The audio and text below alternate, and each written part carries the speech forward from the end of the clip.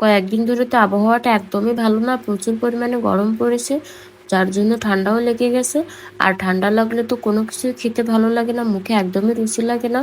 তো আমি এই পুঁইশাকের পাতা দিয়ে ভর্তাটা বানিয়েছিলাম, আর এটা এত ভালো হয়েছিল খেতে, যাদের মুখে রুচি নেই তাদের কাছে কিন্তু দারুণ লাগবে। বাসায় এনেছিল পুঁইশাক, আর পুঁইশাকগুলো রান্নাও করা হয়েছিল, তবে আমি সেখান থেকে অল্প কয়েকটা পাতা রেখে দিয়েছিলাম আলাদা করে এই ভর্তাটা বানানোর জন্য।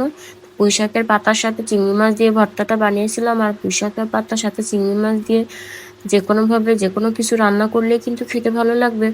আর যদি ভর্তা হয় তাহলে তো আর কোনো কিছুই লাগে না, সেটা দিয়েই পেট ভরে ভাত খাওয়া হয়ে যায়।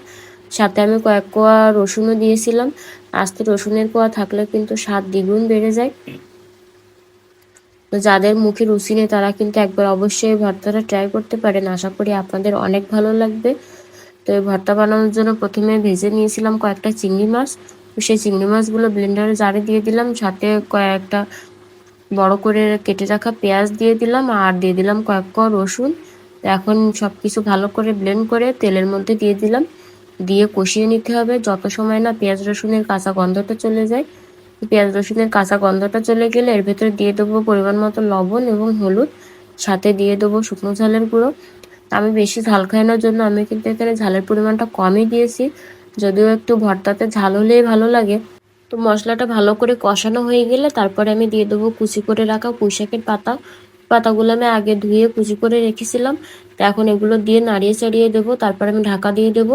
আর এখানে কিন্তু আমি কোনো প্রকার জল দেবো না, পুঁইশাকের পাতা থেকে যে জলটা বের হবে সেটাতেই কিন্তু রান্না হয়ে যাবে। তো অল্প আঁচে ঢেকে ঢেকে রান্নাটা করতে হবে, আর মাঝে মাঝে কিন্তু অবশ্যই নেড়ে দিতে হবে, নাহলে তলায় লেগে যাবে। আর রসুনের কোয়া যেহেতু সিদ্ধ হতে একটু সময় লাগে, তো ঢেকেই রান্নাটা করতে হবে।